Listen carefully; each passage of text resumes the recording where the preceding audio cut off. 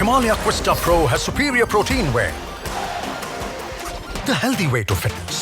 कोई नौकरी निकलती थी और नौकरी निकलने के बाद चाचा अलग निकल पड़ते थे वसूली पे, भतीजे अलग निकल पड़ते थे और उसके बाद शोषण होता था। अब ये महाभारत के जो रिश्ते नौकरी निकलते ही वसूली पे निकल पड़ते थे। कोई चाचा है, कोई भतीजा है, कोई कुछ और बन करके निकल पड़ते थे, नौजवानों के जीवन के साथ खिलवाड़ करते थे। सरकार 4-4 बार थी, इनके अपने बड़े बड़े बंगले बन गए, लेकिन मैनपुरी इटावा के गरीबों के मकान नहीं बन पाए।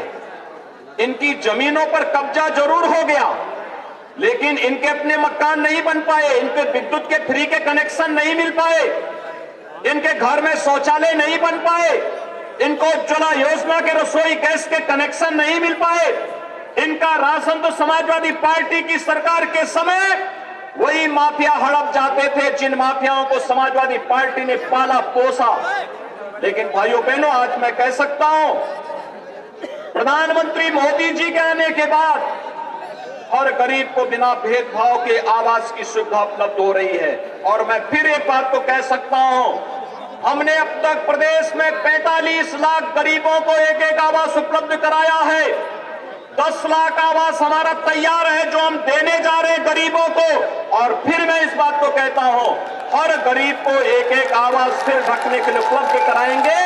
हमारे लिए उसमें कोई जाति मत मजहब नहीं, उत्तर प्रदेश का नागरिक होगा, उसके पास सिर ढकने के लिए अपना आवास होगा, हर गरीब के घर में शौचालय होगा, हर गरीब को विद्युत के निःशुल्क कनेक्शन मिलेंगे, हर गरीब के घर में रसोई गैस का कनेक्शन भी होगा, हर गरीब को राशन की सुविधा का लाभ भी मिलेगा और बिना भेदभाव के उत्तर प्रदेश के हर नौजवान को नौकरी और रोजगार की गारंटी भी मिलेगी।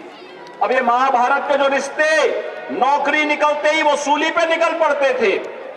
कोई चाचा है, कोई भतीजा है, कोई कुछ और बन करके निकल पड़ते थे, नौजवानों के जीवन के साथ खिलवाड़ करते थे। भाइयों बहनों, ये सिलसिला प्रदेश के अंदर बंद हो गया है। आज मैनपुरी का भी हर जाति का नौजवान उत्तर प्रदेश सरकार की हर भर्ती में उसका स्थान भी आता है और वो सम्मान और गौरव के साथ बिना पैसे दिए सरकारी नौकरी प्राप्त करता है, शासन की योजनाओं को प्राप्त करता है।